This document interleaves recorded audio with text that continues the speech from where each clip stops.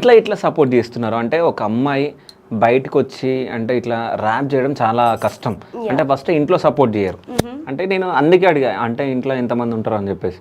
So మరి ఏమంటారు, ఎట్లా సపోర్ట్ ఇస్తారు నీకు?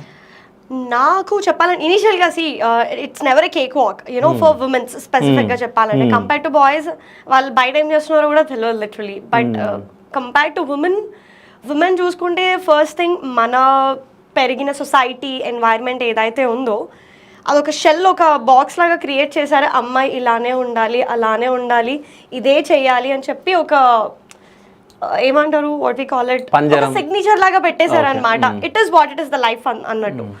But it is not what it is. Like ఒక్కసారి ఆ డీల్ బ్రేకర్ కనుక దొరికితే women can do anything. Be support విషయంకి వస్తే yeah I have support from my family. స్టార్టింగ్లో లేదు యాక్చువల్గా చెప్పాలంటే.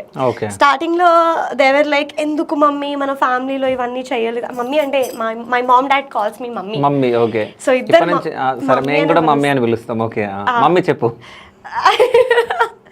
సో మమ్మీ అనే పిలుస్తారు అనమాట. సో ఎందుకు మమ్మీ మన ఖాన్దాన్లో ఇవన్నీ నడవవు కదా, చెయ్యరు కదా అంటే వాళ్ళ క్వశ్చన్.